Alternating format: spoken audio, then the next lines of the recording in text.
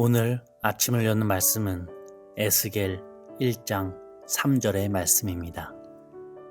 갈디아 땅 그발 강가에서 여호와의 말씀이 부시의 아들 제사장 나 에스겔에게 특별히 임하고 여호와의 권능이 내 위에 있느니라. 할렐루야. 오늘 말씀을 통해서 주님의 뜻을 깨닫는 지혜와 기도의 응답을 누리는 은총이 우리 모두에게 넘치게 될 줄로 믿습니다. 오늘부터 살펴볼 성경은 에스겔이라고 하는 성경으로서 하나님께서 바벨론에서 활동하는 선지자 에스겔을 소개하고 계십니다. 에스겔이 등장했던 당시 국제 정세를 짧게 요약하자면 북이스라엘은 아수르라고 하는 나라에게 멸망을 당했고 또 아수르는 바벨론이라고 하는 나라에게 멸망당합니다. 이제 남유다도 바벨론에게 멸망당하는 수순을 밟고 있었습니다. 바벨론의 느부갓네살 왕이 남유다의 예루살렘을 크게 총 3번 공격했는데 처음 2번은 그냥 포로만 잡아갔었습니다. 근데 마지막 3번째에서는 예루살렘 성을 완전히 파괴하고 남유다를 멸망시킵니다. 1차로 잡아갔었던 유대인들 가운데 다니엘이 포함되어 있었고 2차로 잡혀갔던 사람들 가운데 오늘 등장하는 에스겔이 포함되어져 있었습니다. 이 에스겔 이름의 뜻은 하나님께서 강하게 하신다라고 하는 의미입니다. 25살쯤에 바벨론으로 끌려가서 포로 생활을 하며 노역을 했는데 5년 뒤인 30세가 되었을 때 그발 강가에 혼자 있다가 하나님께서 환상을 보여주십니다. 그러면서 소명을 받고 22년간 선지자 사역을 감당하게 됩니다. 그러니까 에스겔은 남유다에서 활동하던 선지자가 아니라 포로로 잡혀갔었던 바벨론 땅에서 활동하게 된 선지자라고 하는 것입니다.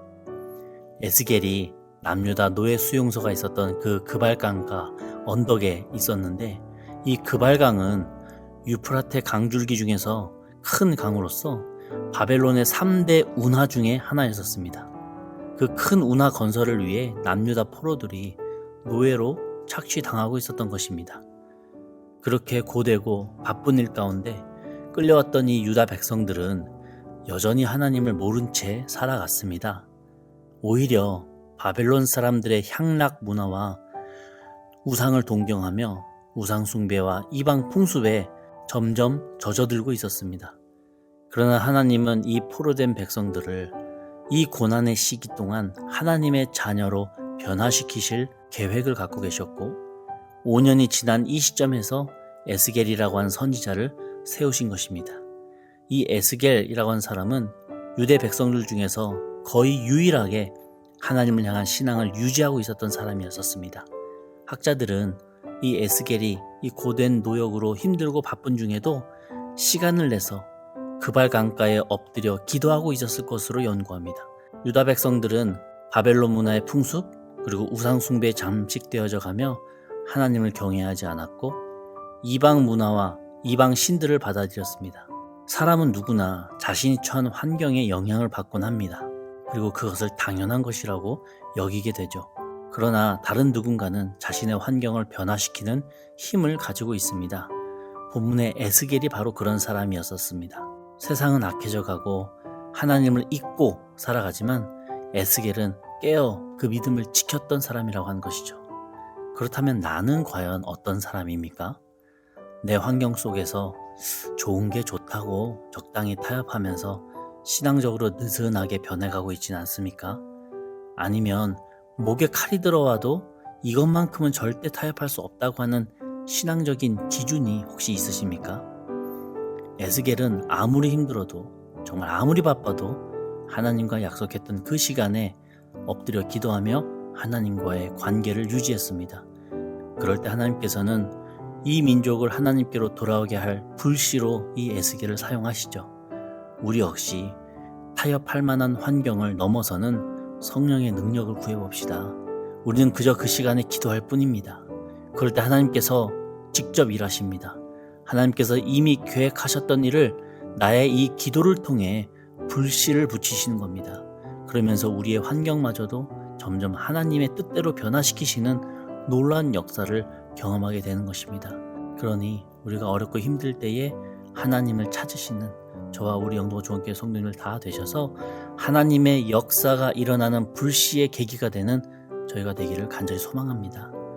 이후에 에스겔은 너무 난해한 환상을 보게 됩니다. 내 생물에 관한 환상과 내 바퀴에 관한 환상, 그리고 하늘 보좌에 관한 환상입니다. 이런 환상들의 내용은 참 난해해서 연구 내용이 여러 가지지만 한 가지 확실한 것은 하나님께서는 만물 속에 계시며 만유를 친히 감찰하시는 전능하신 분임을 상징적으로 보여주고 있는 환상이라고 하는 겁니다. 주님이 다 지켜보고 계신데요.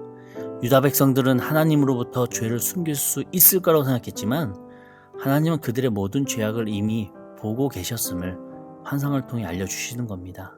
지금 하나님께서 원하시는 것은 노예로 전락한 이 남유다 백성들을 회복시키시기 전에 그들의 신앙이 회복되기를, 그래서 그들이 회개하기를 기다리고 계신다는 겁니다.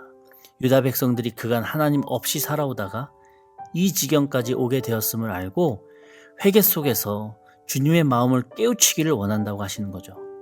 우리가 인생의 고난이 올 때 우리는 크리스찬으로서 열심히 주님께 매달립니다. 이 고난의 문제를 하나님께서 해결해 달라고 눈물로 간구하고 주님의 그 회복하심의 은혜를 베풀어 달라고 매달리죠. 그런데 이런 기도에 깊숙이 들어가다 보면 자연스럽게 내 입술에서 어떤 고백을 하고 있는지 아십니까? 아마 다들 경험해 보셨을 텐데요. 어느 순간 내 입술에서는 내 지난 과거의 죄를 회개하고 있더라고요. 이 고난을 통해 결국 내 죄를 회개하는 내 자신을 발견하게 되더라 라고 하는 겁니다. 이게 고난 속 기도의 힘이더라고요. 나를 변화시키는 능력이 이 회개 기도 속에 있습니다. 혹시 고난 속에서 주님께 매달리는 우리 성도님들 계십니까? 하나님 앞에서 솔직히 내어놓아 봅시다. 하나님은 우리의 마음과 생각까지도 다 아시고 이해하시는 분이십니다. 남에게 말할 수 없는 부끄러운 죄를 하나님께 고백해 봅시다. 그때 하나님의 용서와 위로를 통해 지금의 이 문제까지도 회복되는 역사를 경험하게 되실 겁니다.